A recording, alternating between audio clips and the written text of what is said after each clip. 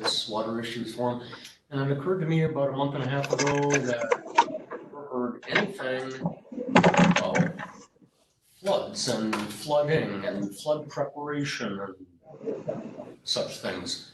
So I thought it would be really good to hear from somebody who really knows about that. So contacted Ceil Strauss from the DNR, who has spent the last 20 years, she tells me, doing this work, and that's what she's going to tell us about today. So I'm really looking forward to your talk.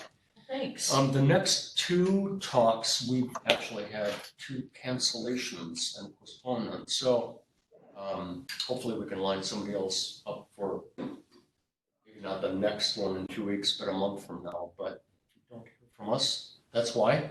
Next one I think is in April 9th or something like that. So anyway, Okay. Ceil, good to have you here. Well, thanks, Mark. I'll give it off to you. Great. And if you could just quick tell me who you are, what area you work with, so I have a feeling for your backgrounds. I'm Felicia. I'm in the Watershed Division. I'm in a unit that just kind of statewide. So Watershed. Okay. Hi, Pat Engelking. I work in environmental analysis and outcomes and currently supporting standards work there. Okay. Scott Geyser, I work in wastewater permitting. there's Star. I work in wastewater permitting. I'm a Tashawn. I work in remediation, the closed landfill unit. Jose Hogan, I work in remediation in the superfund. Jennifer Thorston, I do wastewater lab certification. Great. Yeah, I was mentioning to these guys that even within the DNR, we have so many people working in so many areas, and I know it's the same in PCO, Bowser, and some of the other agencies around here.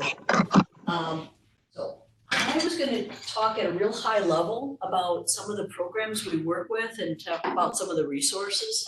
So I'll talk a little bit about where we fit into the DNR, and then our three main programs that we have are the floodplain management, the mapping program, and our state grants to reduce risk, the flood hazard mitigation program, and then a little bit about some of our web applications. A couple are really new, and some of our resources to help point you to some other information. Within DNR, we're the part of the Ecological and Water Resources Division, which does have 4 main sections, and each of those sections has all kinds of other things that I could spend the whole hour just talking about all the different things that they work with, but I'll just point out that we're in the Conservation Assistance and Regulation section, and part of that is our water regulation unit, so that's the work in public waters permits, the appropriation permits, ditch permitting, that kind of stuff. The environmental review unit, I think that's kind of self-explanatory. The dam safety unit also is in our section, and they actually sit right next to us. And we're in the land use unit, so I'll be focusing on the floodplain programs, but within our unit, we also have the staff who oversee our state shoreland management regulations, land use regulations, and a couple of river programs, Lower St. Croix, Wild and Scenic. We've got some other wild and scenic rivers in the state, and MERCA, which is Mississippi River, I should remember what it stands for, but it's regulations along the Mississippi, mainly in the metro area. So when you look at the floodplain related programs, there's definitely a tie-in with federal responsibility. And the feds kind of break things out in a few different ways. The regional branch that we work with is Chicago. We also work with the FEMA headquarters quite a bit in DC. I work mainly with the floodplain management and insurance branch. So that's I'm considered the National Flood Insurance Program Coordinator or the State Floodplain Manager. The national program is called the National Flood Insurance Program. The insurance side, when they get into actual agent stuff and nitty-gritty of insurance, our State Department of Commerce is the expert. But I've become way more of an expert in flood insurance than I ever expected when I was in school, for sure. So most of the communities are going to call me with their questions on flood insurance. We do have, the risk analysis is what they call it at the FEMA level, and we've got floodplain mapping. And I'll get into a little bit more detail on that also. And then for mitigation, for reducing the risk, FEMA they've got federal grants, and then there's also been, in the last couple decades, a requirement for county level all hazard plans. So that's something that FEMA's directing, and then at the state level, it's actually the people running the federal grants are in the Department of Public Safety, Homeland Security, Emergency Management, HSEM. The lead person there is called the State Hazard Mitigation Officer, or SHMO. We talk about our SHMO all the time, which always gets a good laugh. And then at the state level, we're unique that we've got our own state grants that are funded by our state legislature. Again, I'll get into more detail, but the state grants are run out of the DNR. So me, our mapping leads, and our state mitigation grants for reducing flood risk sit right next to each other at the DNR. We're on 5th floor. The other thing I'll just mention is disaster response. Of course, FEMA gets involved in the really big floods and disasters. And at the state level, that's also Homeland Security, Emergency Management. We do have triggers for state declarations also. We coordinate with Homeland Security, Emergency Management folks, but they're in charge of the disaster response kinds of things. So my program, some of the main things I do is most of the floodplain regulations are administered at the local level. We don't have the police power at the state level. I'm not giving out individual permits to people doing things. It's at the local level. So communities have to adopt a floodplain management ordinance, and they have to administer regulations. And we've got federal minimum requirements and state minimum requirements. We've taken those and put them into a state model ordinance. Basically, it's keeping people out of the riskiest parts of the floodplain. We break the floodplain into the area where we expect really high velocities and deep depths where we don't want buildings at all. So that area, we basically don't allow any new construction. And then the rest of the floodplain, their ordinance says what standards they have to meet. The communities decide what's allowed in those areas, but there's minimum elevations or there's floodproofing requirements and that kind of thing. We give a lot of trainings. I just finished a series of 3 one-day trainings. We were giving trainings in Brainerd, Minnetonka, and Rochester to local officials. Surveyors, consulting engineers also come to our trainings a lot. But our main target audience is the local officials, usually the folks in the planning and zoning departments and public works departments are the main ones we work with. But we've also worked a lot with the emergency managers on especially as we're identifying risk and helping them to understand higher standards to reduce risk for critical facilities and things like that. We do have a FEMA grant that helps pay for my position, and the Community Assistance Program, State Support Services Elemented. It's kind of a good description of what we do. It's supporting those local officials in doing their job properly. Take lots of calls, lots of emails. I think I could probably name every single zoning administrator in the state because I do talk to them on a regular basis. We are required by state law to approve the floodplain management ordinances, so we can help ensure that they're meeting the minimum requirements. We do have a lot of higher standards that we've inserted into our state model, and we put a commentary saying it's higher standards. We used to have a separate document saying, hey, here's some things we'd like you to consider for higher standards.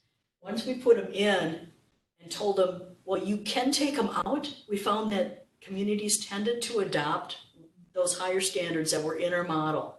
And we're being transparent, saying which ones they are higher standards, But when they're in there, we've had much better luck with them actually adopting those higher standards.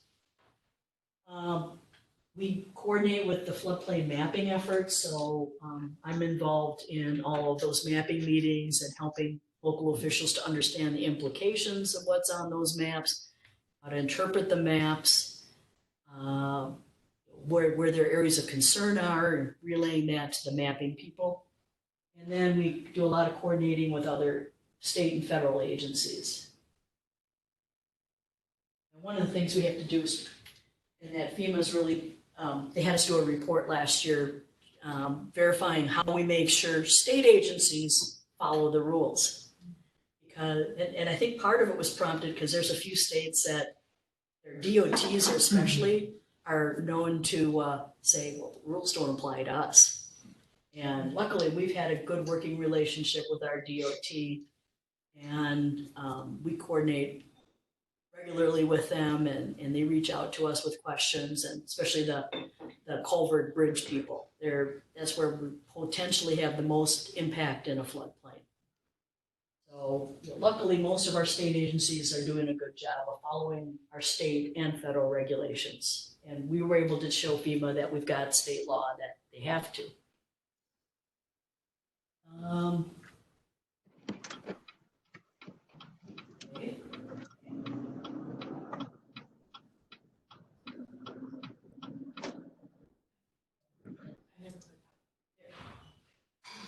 Okay, for the floodplains program, this is our main website. So we do have information on our main sections that I work with would be the regulations, flood insurance, and many parts of our maps and technical resources are related, our support information for the communities, properly enforcing their regulations. There we go. We had our 50th anniversary last year, so we, that's my next slide. No, I don't. Okay, darn. So we had a special page on the 50th anniversary. I think I'll show a little bit more about that later. Our shoreline management program also had its 50th anniversary. So we had a little bit more education on that last year. One thing we do have is a quick guide. We're actually working on some additions and some updates to that this year, but that's available for local officials or anyone to download. We've got it on our permanent FTP site. And that's got some really nice graphics that we worked with someone who'd done these for other states, and we were able to take a lot of the other state information and modify it for Minnesota requirements.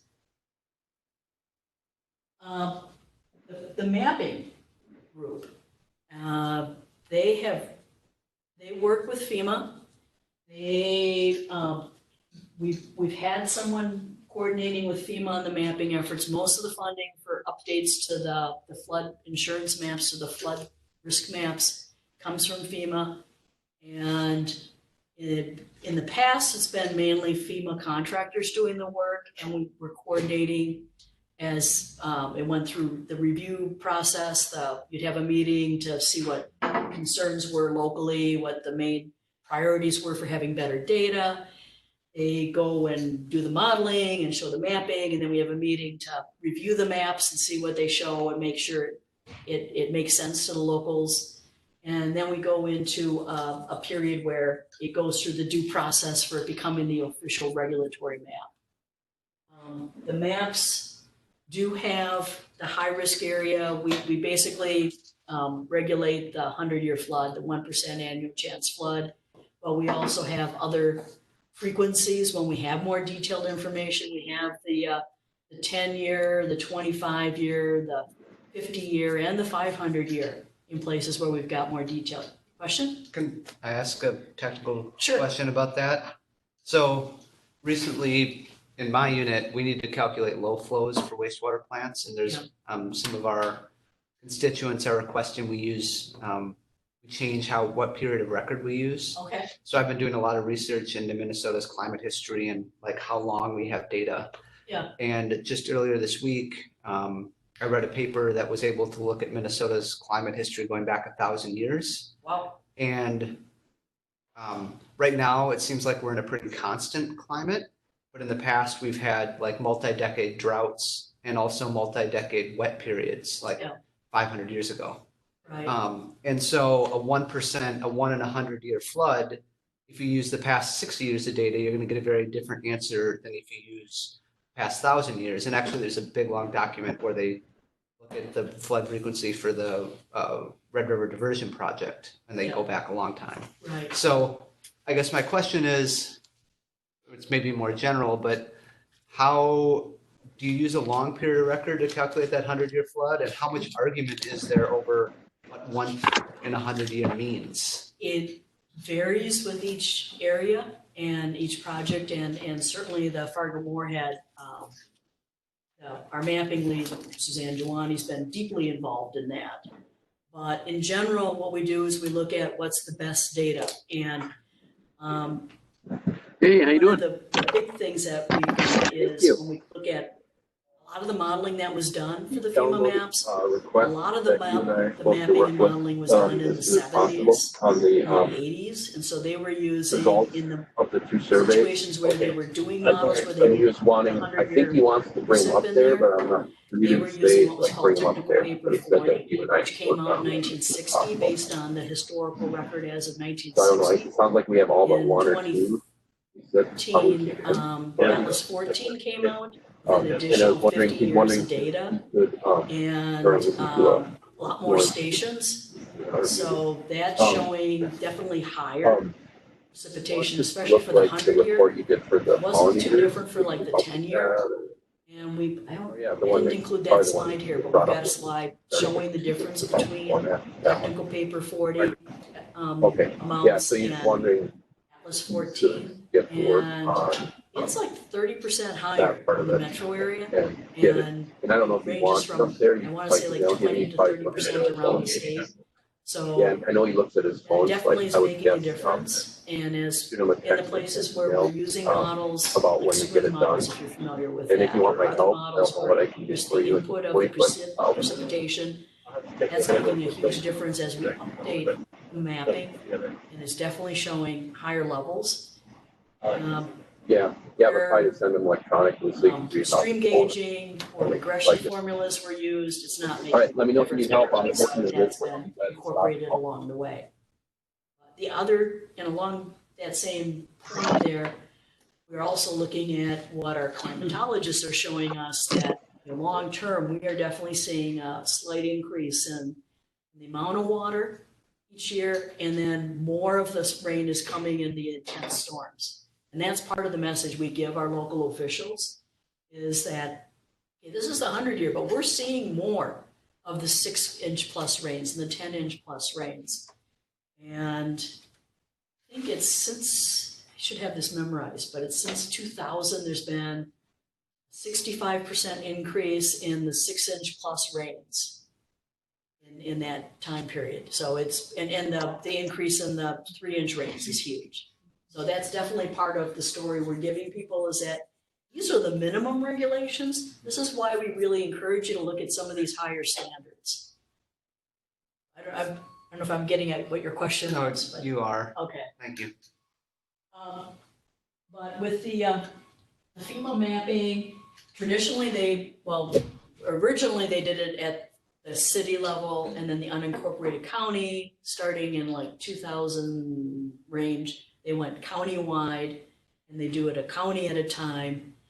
And most of the efforts are still at the county level, but then we're also getting into the HUC-8 levels now, which actually dovetails nicely with a lot of the other efforts that are going on, the RAPS and One Watershed, One Plan, and some of those things. So the communities are getting used to thinking watershed level, and they actually like talking at that level and having that coordination. That actually just came up. I was at a Senate hearing yesterday, and state senators were asking about watershed, and one of them brought up One Watershed, One Plan. It's like, this is good. Our elected officials are learning about some of this stuff. In more recent years, FEMA's had something called the Cooperating Technical Partners, and that's where there was the technical capability at the state level. We are actually getting contracts, grants from FEMA, pretty big ones, to fund our staff doing the modeling and the digitization of the floodplain areas and the panels and going through that whole process. So we have really ramped up. 20 years ago, when I started in my position, we had one mapping person. Now we've got, I'm not even sure what the current number is, but it's over 6 people that are working on mapping. And so we do have quite a few big FEMA grants, which is nice because we know our state, we know the resources, we know the flooding issues better, and we're better coordinating.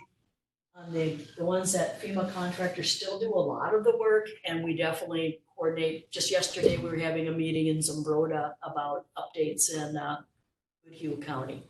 So we definitely, there's a lot of coordination. We've also been in the updated mapping process lately. We've been bringing in someone from the Corps of Engineers and Homeland Security Emergency Management to talk about ways to reduce risk and ways to use these products for reducing risk and for looking at emergency response plans, because now that things are digital, you can look at what's the flood elevation at the 100-year, the 10-year, using the data for more things. Here's our map section, how to find the maps. You can go there, and there's a lot of other information on the site. And if you go to the how to find maps, you'll see, I think I've got a slide where I hope I don't. It's a little later. But basically, we've got different stages where the different counties are. And I'll say a little bit more about that. I think I've got that blown up. We've been going from the paper maps that were done in this, like I say, the 70s, early 80s. And that's actually one of the better ones. That's got a detailed study behind it. So they had elevations for that 100-year. Much of the state, they just showed zipatone dots. And they had used USGS quads and kind of drawn where the low areas were, where they saw marsh symbols. They had no modeling behind it. They just said, well, we think it's floodplain here. And so much of the state, those zoning officials are using these really old maps. We're getting to the point where more and more of our zoning officials were not born when some of their maps came out. And so the good thing is that FEMA has really upped the funding for getting better mapping in recent years. So this is what we've been seeing more recently, and we're going this way because we're getting more digital. We're doing depth grids and those kinds of things with the technology. I have another detailed question. Okay. And you can tell me to stop, but Sure. So one of the things we're also struggling with in talking about flows is that we've traditionally thought about a low flow or a recurrence interval as like a single value. Like the flow rate is X, but really it's X with a certain amount of uncertainty. And so do you have any plans, or how do you because these flood models, there's uncertainty, especially at the extreme ends, which you're trying to predict. Right. Do you communicate like, well, the floodplain could be between this elevation and this elevation, or do you just say it is X value? Because I think we're doing more educating on that, and with the more recent counties and watersheds where we've gotten the funding to do the modeling, they include the 1% plus. So they look at that standard deviation and they identify that as part of the resources that the communities are given.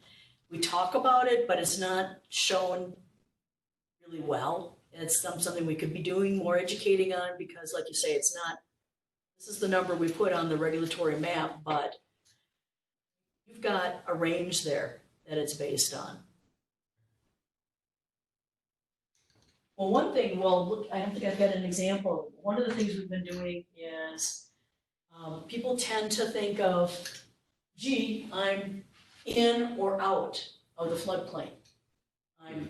I'm at risk, or I'm completely fine. And so one of the things that we included in our trainings is a map where they took the risk and looked at what the risk was over a 30-year period. That's a typical mortgage life. and showing how someone on the very edge of the 100-year floodplain, they've got a 26% chance of being flooded. If they're on the very edge of the 500-year floodplain, they still got like an 11% chance, I think it is. And showing that transition and having people recognize that, oh, well, I'm just past the official magic line. I'm not required to get flood insurance. But I've still got a 20% chance or a 25% chance. And they thought they were safe because they were on the high side of the magic line on the maps. And so that's also part of our education process and helping people to understand their risk and the beauty of the digital maps that we're able to use now. And I didn't mention it here, but there's, from the regulatory standpoint, if your building is in or touching the floodplain, that 100-year floodplain, and you have a federally backed loan of some kind, which is most kinds of mortgages and secured loans, then you're required to get flood insurance. And so a lot of our time is spent on people arguing with us about whether they're really in the floodplain or not, because they don't want to pay for flood insurance. Here's my bullet up map. The counties that are shown in blue have a digital flood insurance rate map. Depending on when they started, it may be better or worse quality. I think I have a couple slides showing that. Those that are green still have paper maps, the old maps from the 70s in most cases. Those that have this big circle, they're in the process of getting better data, which is a good thing. Those with the asterisks have preliminary new regulatory maps.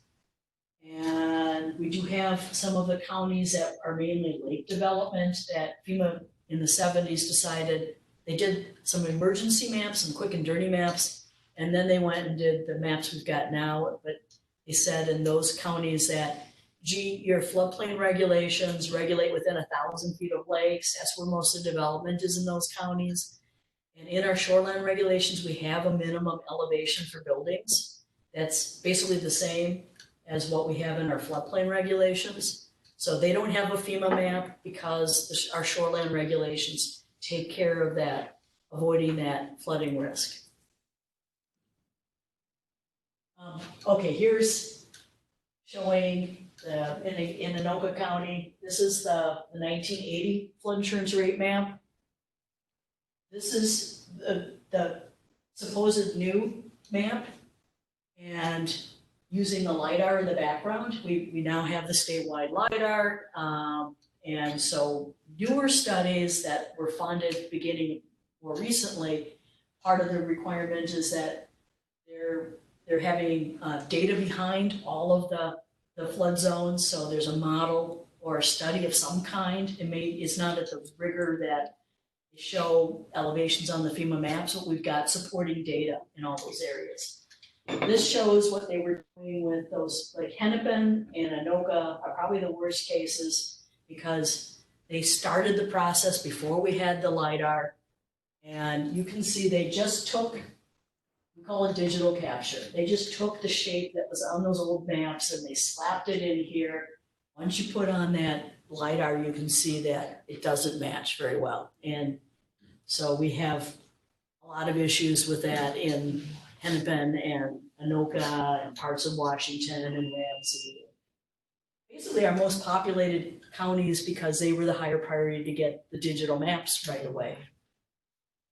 So that's something we struggle with. For regulatory purposes, if a building is in the floodplain, they're required to get flood insurance unless they go through a map appeal process called a letter of map amendment. We spend a lot of time working with communities on how to do letters of map amendments. They basically have to show that they're high, and then they get a letter from FEMA saying that they're high. How much more is flood insurance in general? Like how much more money are we talking about generally? If you are outside the floodplain and you can get the preferred risk policy, the policy for the medium and low risk areas, it ranges from about $200 a year to $600 a year, depending on the amount of coverage. But if you're in the floodplain, it's For older buildings, it's a flat rate. For the buildings built before there was a map, it's a flat rate depending on how much coverage you're getting. And it's getting to the point where that's many thousands of dollars a year. And depending on how much coverage you're getting, so $5,000 to $10,000 a year, depending on how much coverage you're getting. So that's real money. And we're hearing about it. Yeah, I was gonna say that Yeah. when you run into these discrepancies. Yeah. Now between these maps. Yeah. Not only is it a technical problem, now you have the difficulty of convincing people that it should be otherwise. Right, and so that's why a lot of our effort has to go into pointing out, FEMA has this we recognize these maps are not accurate.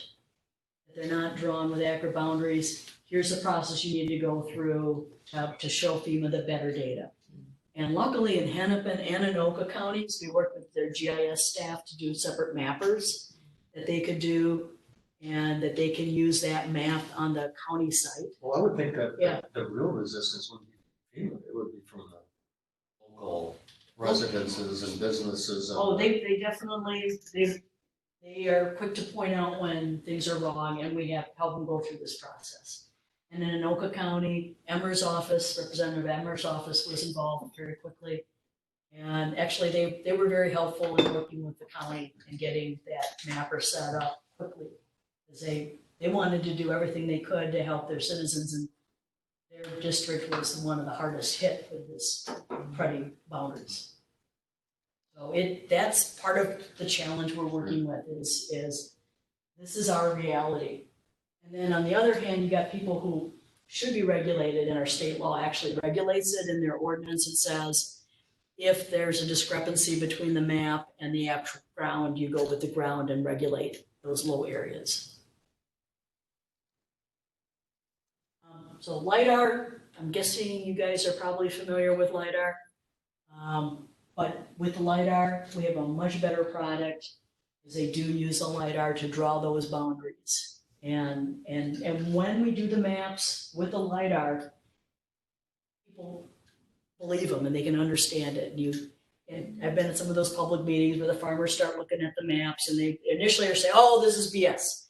And then they start talking to each other. Oh, well, that's Joe's property there. Oh, that is low. He always is getting, wet there. Oh, that part's, and then when they realize, when they're able to make that connection and see things, we don't get pushback. When I was quoted in one of the local papers saying, people don't get so upset when the maps aren't wrong. Or something along those lines. Which, that's true. So I mentioned that some of it's being done at the watershed level. As FEMA had been focusing on the counties, but because those earlier counties, they really just did that, taking the old map, slapping it into a digital format.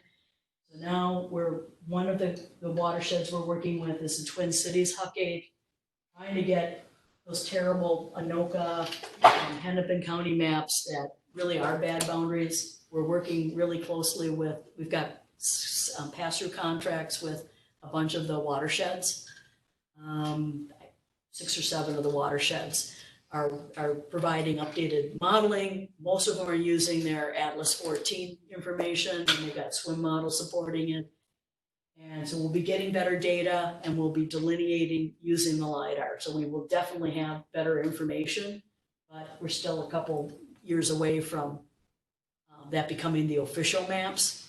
But in the meantime, if it's a place where it's one of these zones where we don't have elevations on the map, people can use the better modeling, the better data we have right away for zoning decisions and for applying for those map appeals.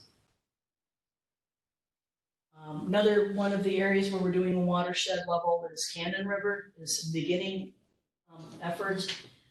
We're at the tail end in the Zumbro watershed. When they started going watersheds, we looked at where things really changed. So one of the first was the root in the Whitewater, because the 2007-8 floods had moved streams. So that was kind of a big deal. Means that the floodplain maps were not so accurate there. We needed updated information. We've also got an effort in Prairie Willow, which is up in Itasca and Aiken general area.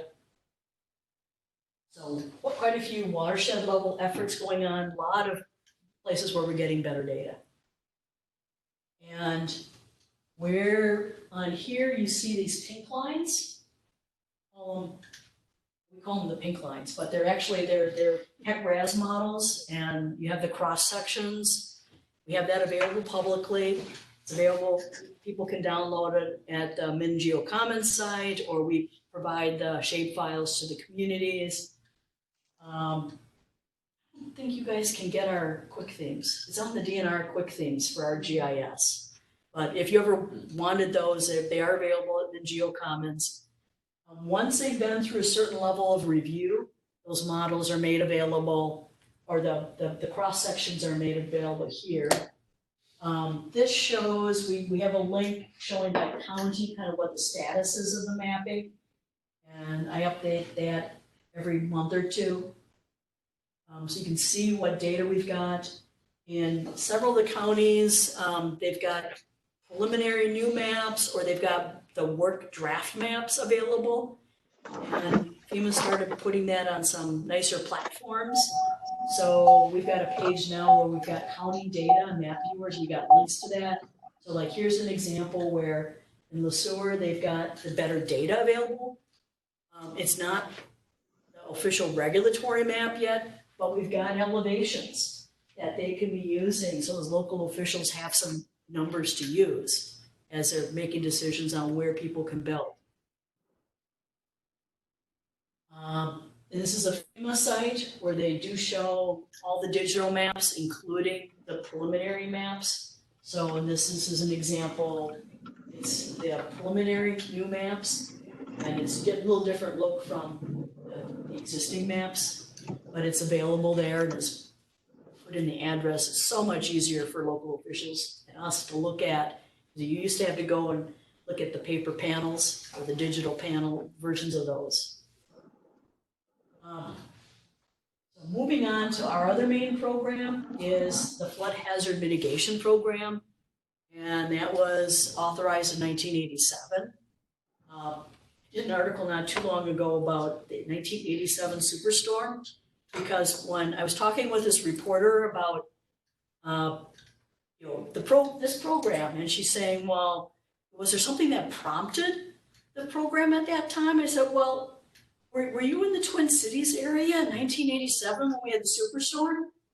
And if I had seen her, I would have known that was a dumb question. But she responded with, I wasn't alive in 1987. And so I did start doing a few slides on how that works, but it was a really big flood. 494, the Bloomington area was shut down for like a week with flooding. Those of you that weren't around at that time, massive flood, and so the state legislature realized that that's bad for commerce. It's bad for people being able to get to their jobs and school and stuff. We're going to do what we can to reduce risk. So they fund some of the larger flood control projects, a lot of acquisitions. It says here over 3,600 structures have been removed in the Red River Valley. The Ring Dike program's been very successful putting, we have the watershed engineers design these levees around the farmsteads. They're basically small businesses, a lot of capital, in the materials that are on their farmsteads. So that's been successful. The projects have been all over the state, but focused in a few areas. The Red River area definitely has a big chunk of the money. Austin, Montevideo have done a lot of great work. Here's the funding that we've had. Again, this is state legislature. This is our state officials recognizing it's better to be proactive. And after the 97 flood, huge flood, the state legislature really increased the amount of funding after that, because they became really aware of the costs and the issues and the disruption to life and those kinds of things. And we're fortunate because we're the only state that has this kind of a state-funded grant program. Wisconsin's got one that they funded some more recently. Illinois claims theirs is the oldest, but they haven't funded it as regularly. But just our few neighboring states, other states don't have anything like this. And same thing when we talk about some of our higher standards. I'm talking at the national level. They just don't have the same kinds of programs in other states.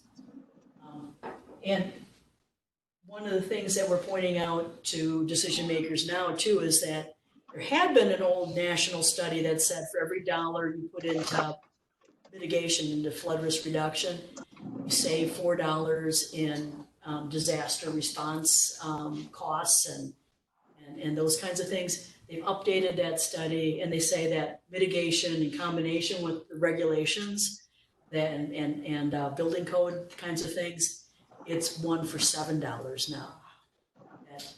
So the good news is that our legislators are recognizing the benefit of being proactive and being resilient and those kinds of things. And even at the hearing yesterday, they were talking about the increases in precipitation. Good. So in regards to this, Yeah. And it might be a little bit off the sidebar with your discussion, but when we talk mitigation, how much is really coming into, especially here's a prime example of there's still drain tile being laid down as a source control and talk about your best mitigation. Yeah. But, and I see, 1998, well, you think about the Red River Valley, there's been a major landscape changes in terms of crop structures and things like that, starting about that time. And a lot of that was due to laying down drain tile and just drain it quick and fast. Drain tile is definitely a big issue that we have basically no control over. Mm-hmm. Right. Well, yeah. But that has been talked about a lot. And whatever programs you guys are involved with that can help with educating on that. We are getting more places recognized, and that again came up in the hearing yesterday, that they wanted money for modeling because they were trying to identify upland storage areas in a couple of these watersheds, which that's a good thing. And drain tile did come up. One of the senators brought that up. So I think there's a recognition. Yeah, good. In terms of the 100-year flows, we're not seeing drain tile affecting the peak flows, but what we're seeing is that it stays wet for longer periods of time. And then it's droutier during the dry periods. Mm-hmm. And so it's changing the ecosystem. And that definitely, the gauge at St. Paul last year, it was the longest time on record staying above flood stage. Right. And we're, part of it is, I don't know how much of it is from drain tile versus development and some of the folks that are working with getting cover crops. That's another thing is that you got the fallow fields and you've got more runoff from that. And, how do we get more cover crops and more infiltration? Those are all part of the big picture in the long term. There's a couple good articles. FEMA's done a couple storybooks or story maps that show a couple of the big improvements there. One I was just mentioning, Montevideo last year, they had the third highest stage. First was 97 and 2001, but they've done a lot of buyouts. And so they had the third highest stage last year and spent, they said it was like $20,000 in prep, whereas in the past, the same level of flood would have been $1 million in prep and response costs. And they didn't have a bunch of people to evacuate because they bought out those lowest people. And Rochester last year, they had a big flood, or they had a big rain, 7-8 inches, and Highway 52 was closed down for a while. And the main media story you heard was about those cows that got swept into a stream and washed downstream, and a guy who fell asleep on a picnic table that they had to rescue in a park. That was the media stories. That was, you look at the same magnitude of rain that they had in 78, and like 20% of the city was shut down, and it just devastated Rochester. But now they've got 6 or 7 big reservoirs that collect that extra rain and then meter through the system a little slower. Because they had that in place, it was a non-story. And I was talking with these guys about, that's part of our communication is we've got a lot of these non-stories because of the good work we've been doing. But we still got our challenges because we are seeing those increases in rain. Oh, here's our 50 years section. And we do, if you scroll down, have some of the stories, quotes from local officials, a couple pictures, but showing examples of some of the mitigation stories there around the state and a few of the higher standards. Like in Nicollet County, they don't allow new construction in the 500-year floodplain. Started off because the local zoning administrator didn't understand the maps, and she didn't realize there was a difference between the dark gray areas where the 100-year and the light gray areas at the 500-year. She just told people they couldn't build in any of those areas. Oh. And then when she came to training and realized there was a difference, she talked to her board and they said, well, let's make that official on our ordinance. We got big enough lots, they don't need to be there. Today's 100 years or 500 years, probably tomorrow's 100-year. This is the main site for our flood hazard mitigation grant program. Pat Lynch is the grant manager. We've got way more requests for funding than we have funding. Right now, there's nothing in the pot, but there's proposal currently in the state legislature for another 20 million. But he's got way more requests than we will get money for. And especially with the wet, record wet 2019 and the really wet southern Minnesota 18, we've got a lot of soaked areas of the state, a lot of landlocked lakes where we've got big issues. Chaminade and Morrison County, Spitzer and Ottertail, Sturgeon Lake and Pine that are landlocked lakes, and people are already flooded, not taking into account if we get any more big rains. So, let's see. Oh, our just a few resources I want to point out. This is something that's officially not public yet. We've just we've got it available to our DNR staff right now, but it's a new online application to see lake flood elevations. And here's the splash screen. And we do point out that these are, the calculated flood elevations, and that local officials probably have higher standards and they have freeboard and those kinds of things. But here's what it looks like, is that the public will be able to see some of the lake information when it's from a FEMA flood insurance study or from sources that DNR's reviewed and we say, yep, this is of adequate quality to be sharing on this public site. So we'll have the basin ID, their name, the 10, potentially the more recent ones, they've been doing 25. But the old detailed study was 10, 50, 100, 500 year. So if we have the data, we're showing it there. It shows the study date and the source. So here's another example that people can be using this site as if they want to know what the official flood elevation is all the time. And we know for other staff that they're looking for the 2-year for some things, or they're looking for the 10-year quite often for the on-site septic systems. The 7080 says where the 10-year is available, you have to use that information, making it easier to see the 10-year information.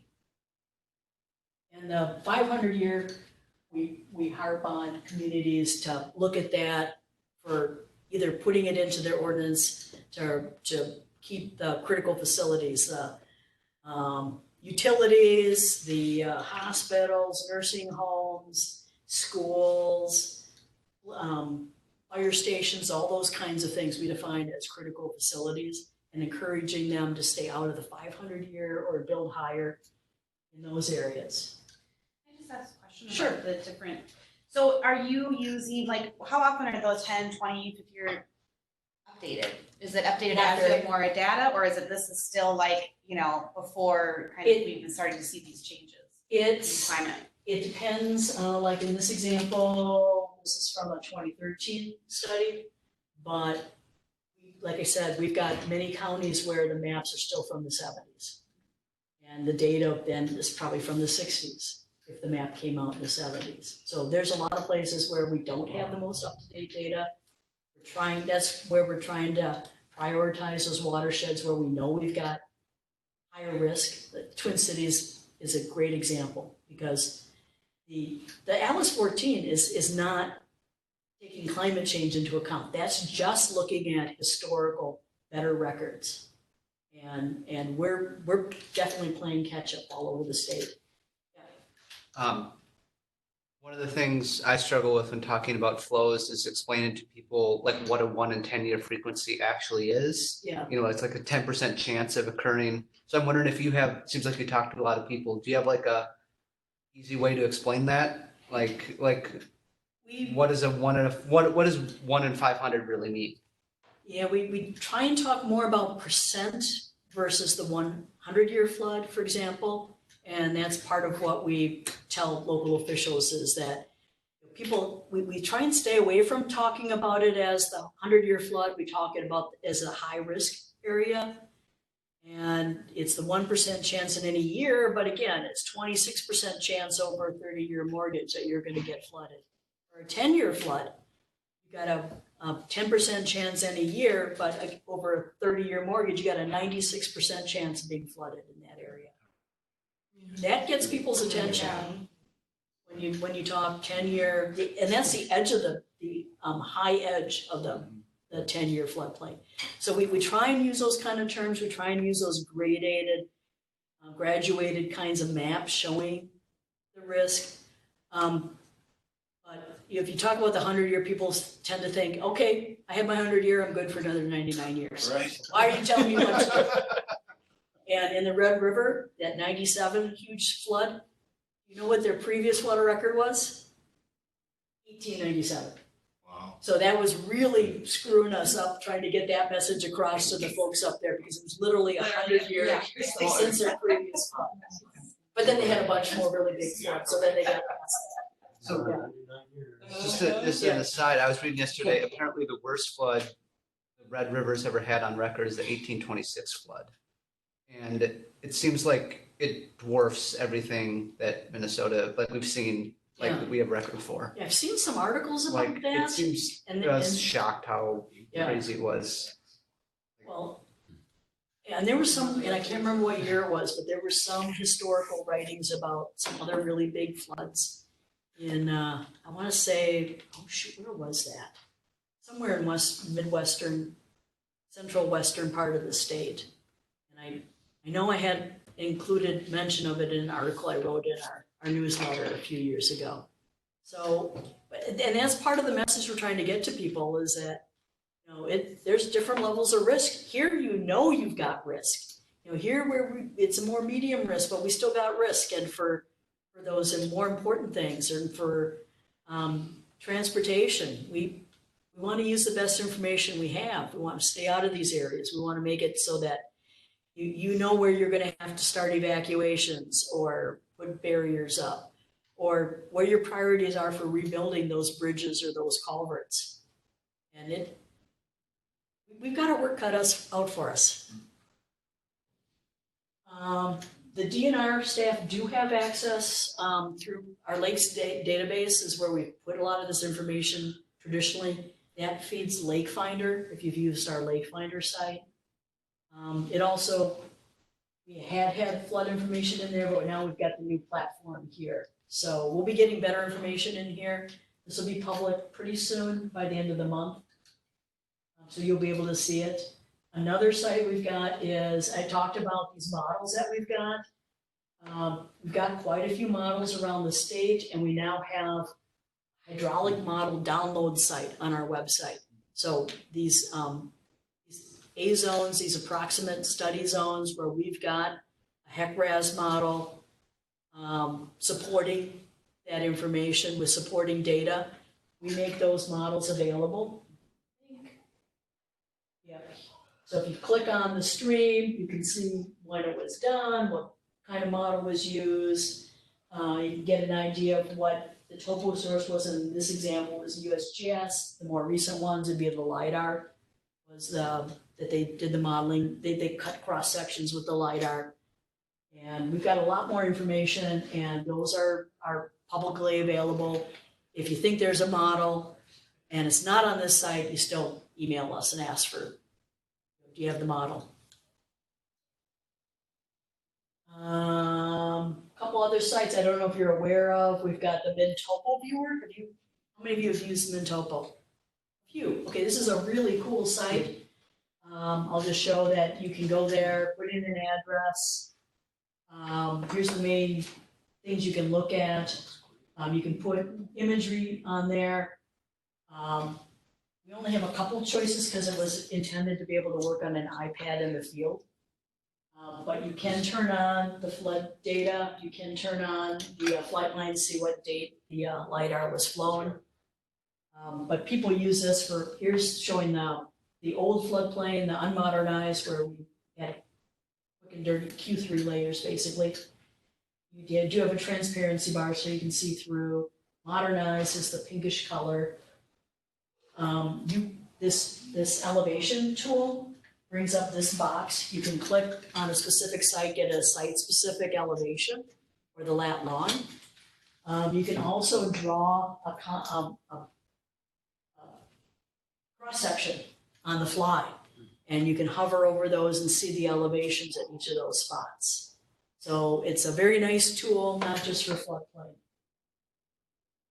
Here, I just drew, LiDAR doesn't go through the water, so you just get the water surface.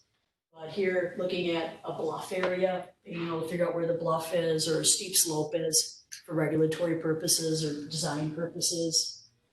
We have a wetland finder, which I don't know if you're aware of, but that's a really nice site.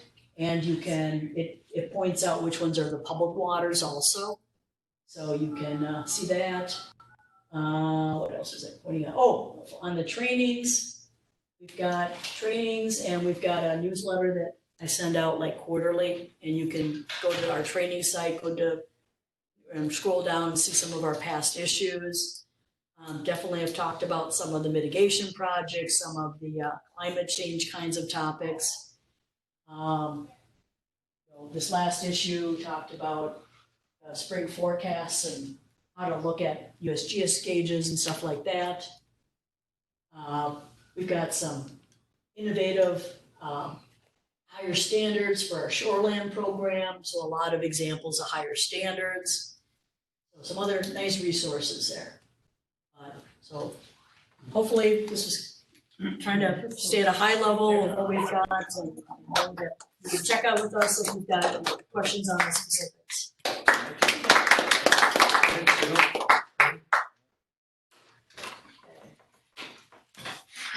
Thank you. Sorry if I badgered you.